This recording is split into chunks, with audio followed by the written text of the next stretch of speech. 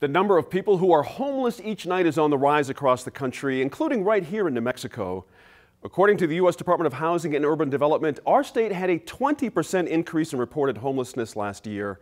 That's compared to just 1 year before in 2016. New Mexico also has one of the highest rates of homeless veterans. Now, being homeless can be dangerous. In 2014, 2 Navajo men were brutally beaten to death in Albuquerque, and in March, a Navajo man was fatally shot on a street near the freeway. Correspondent Antonio Gonzalez sits down this week with members of 2 groups that are focusing on homeless Native Americans. They say that by humanizing people on the streets, it helps address other concerns for health and well-being of people who are experiencing instability in their housing. Jennifer Danette-Dell is a researcher and college educator and serves on the Navajo Nation Human Rights Commission. And Will Riding is with First Nations Community Health Source and the Albuquerque Native American Homelessness Task Force. Thank you both for joining us today. Thank you. Jennifer, homelessness can include and look at different ways, including temporary housing where people find with their family or friends, including Native people who may be going back to their tribal communities back and forth. Can you tell us what homelessness looks like right now in Albuquerque for the Native population? Well, I think the number of Native people who are on the streets here in Albuquerque, a fair number of them are Navajo. And I think we also should consider that many of them often move back and forth from their communities on the Navajo Nation and come into urban spaces like Albuquerque. So it's more of a moving back and forth. And what do you see as the greatest threat facing Native people who are living on the streets? Well, there's a number of issues that they face, and I think one of the ones that I've seen when I've been as I've been a commissioner on the Navajo Nation Human Rights Commission is really the amount of violence they face, first from the residents of Albuquerque, but also from the police.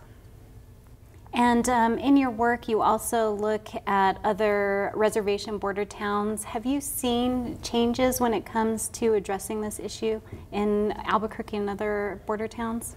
I think that's a question that is now being asked once again, especially in the light of the murder of Ronnie Ross, a Navajo man who was from Shiprock and who was murdered, shot multiple times here in Albuquerque in March. And prior to that, there was national attention to the killing of Allison Gorman and Key Thompson, and that was when also, once again, we had raised questions about the conditions that our relatives on the streets face. And so we continue again to have those same questions. And Will, with you and the time that you've been on the streets talking to people, what are some of the contributing factors that you heard for them being unsheltered and needing services? Yeah, so during my time as an outreach coordinator, we would go out to the streets and hand out food to homeless individuals.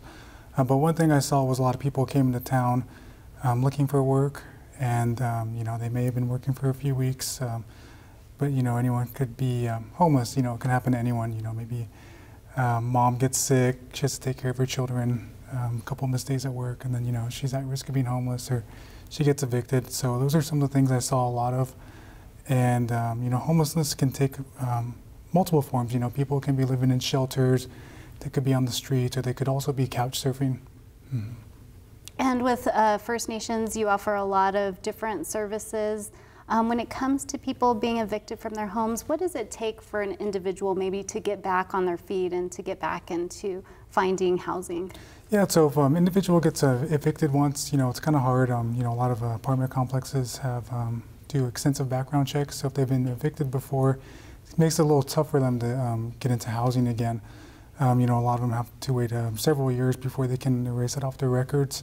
But in regards to folks getting into housing, there are housing organizations out there. There's multiple low-income apartments here in Albuquerque, and then also subsidized housing, and there's also housing programs for veterans as well. And with your work on the commission, what has been the top recommendation for the city? So in 2017, after we were appointed, we created a report and gave it to former Mayor Berry. And our number one recommendation was designating a full-time travel liaison for the city of Albuquerque. And Jennifer, what do you have to add to the Commission's work when you see not only tribal leaders talking about this issue, but just community members in the Native American community here in Albuquerque? What are some of the needs that needs to address the issue? Well, one of the things that we really, really need, in addition to having the city of Albuquerque take this issue seriously, and seriously I mean by providing more resources and looking at the amount of violence that our unsheltered relatives experience on the streets. But we also need our nearby Native nations to also take a look at this issue, because it is our citizens who are here in the streets. And so it's been very difficult to bring tribal leaders to the table to talk about these issues, and that still needs to be, it's something that we really need to do. And that's what the Navajo Nation Human Rights Commission is attempting as we visit with the mayor's office once again. And beyond just having dialogue, what are some of the challenges? Why is it difficult, to find, I guess, solutions to addressing some of the issues people are facing on the streets? These issues are so vast, and I, as a historian myself, I tend to look at these issues structurally, and I think that the infrastructures on Native nations just doesn't have the capacity to provide for our citizens, as Will, is that right? Mm-hmm. As Will mentioned, many of our people come into this town looking for jobs, and we simply have a very high poverty rate, for example, on the Navajo Nation, and then there's just very few resources for rehabilitation, for alcohol treatment, and those are services that still need to be provided. And I also, just from talking to people, understand that it's very difficult once a person makes a decision to change their lives to access resources, treatment, things like that. So there's still so much that needs to be done to address these dire needs. And as a researcher, as an educator, as an advocate, talk about these social ills that colonization has been part of. Well, the Navajo Nation Human Rights Commission was formed in 2006 after a Navajo man by the name of Clint John was killed by a white police officer in Farmington, New Mexico. So we have worked to support families who have to deal with these violent situations. We came into Albuquerque and supported the family of Allison Gorman and Key Thompson, and we have had dialogue with the family of Ronnie Ross. I just think that these are it's historical, and in the 70s there was coined a term Indian rolling. In Farmington in the 1970s, there was white teenagers who mutilated and tortured 3 Navajo men, and that's where the term came from. And so when the men who murdered Ronnie Ross say they did it, they killed him just for fun, then this kind of attitude and behavior towards Native peoples is deeply embedded in the systems.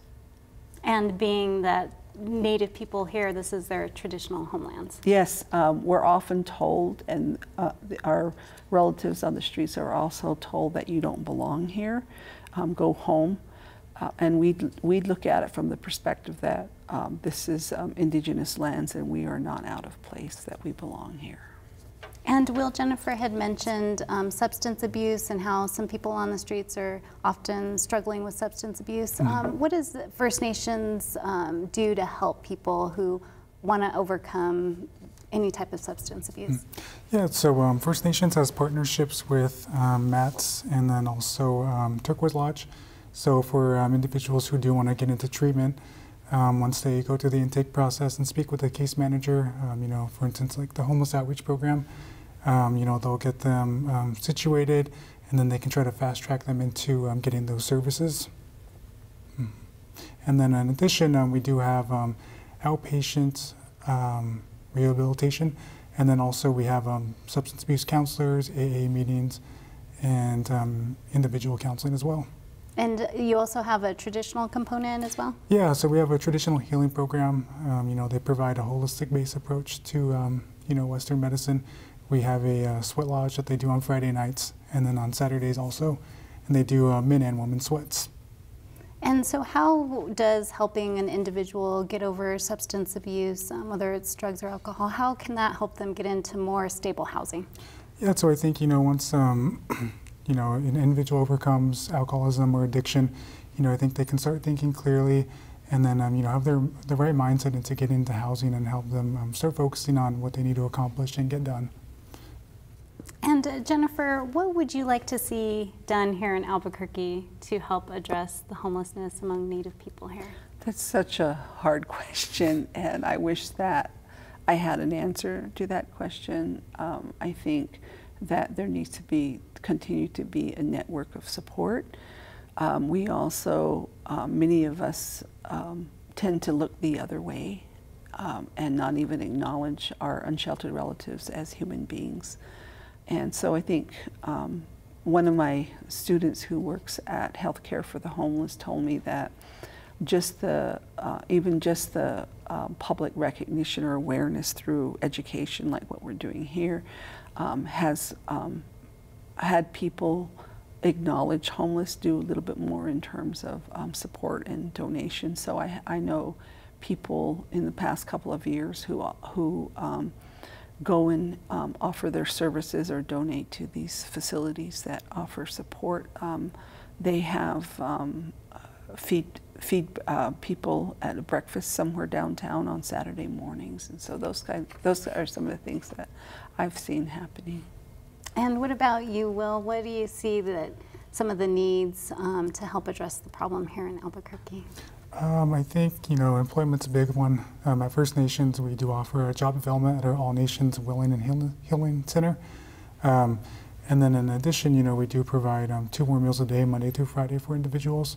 But I think, if people can get the job skills, they can build a pretty good resume. I think, that might be the key into entering the work field again. Well, thank you so much for both of you for joining us today. Thank you. Thank you.